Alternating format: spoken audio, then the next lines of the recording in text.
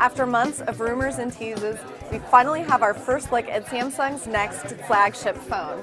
I'm Jessica Dalcourt for CNET, and this is the Samsung Galaxy S4. Now, it looks very similar to the Samsung Galaxy S3 that came before it. It has the same rounded shoulder design. However, it is different. It is thinner, just a little bit. It's a little bit lighter, and the back is also straighter. Comes in two colors, this frosty white color, and it will also come in a black shade for now. This does have a 5-inch Super AMOLED HD display, 1080p, so it's full HD. It runs Android 2.2 Jelly Bean, that is the most recent version. Has Samsung's TouchWiz interface on top of that as well.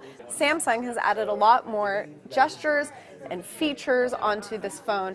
You can move your hand across the screen with some of these features enabled. Some of these things are what you've seen in the Samsung Galaxy Note tablets and smartphones. One of those is AirView specifically, and that's where you can enable this. And because this phone doesn't have a stylus, you'll actually use your finger just to hover over. So you'll be able to preview certain things, you'll be able to preview pictures, preview videos, you'll be able to look at tabs with just your finger hovering instead of committing to opening it all the way. There have been a lot of rumors about eye tracking, and one of the implementations that we see here with the Galaxy S4 is called Smart Pause. So if you're watching a video and you look away from the screen, the phone will detect through the front-facing camera that you've averted your gaze, and it will pause your video for you and resume your video when you look back.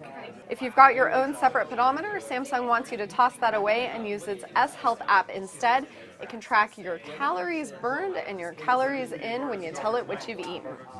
Like the HTC One, a competitor, Samsung's Galaxy S4 has an IR blaster in the front that will boot up an app. You can control your TV using it, things like volume and even playing on-demand shows. There are a ton of new camera features on here. Some of them have been borrowed from other devices. There's just a bit of a difference in the interface, so it's much more visual. There are also more modes on here as well. It will support LTE, and wireless charging, we hear, depends on the different market requirements. So I take that as a soft yes. Battery is 2600 milliamp hours. And there is 64 gigabytes of internal memory. So overall, there's a lot going on with this phone. We have the updated specs that we were expecting. The look and feel is definitely more evolution than revolution. It looks very, very similar to the Galaxy S3 before, but different enough that you can tell it is a brand new phone.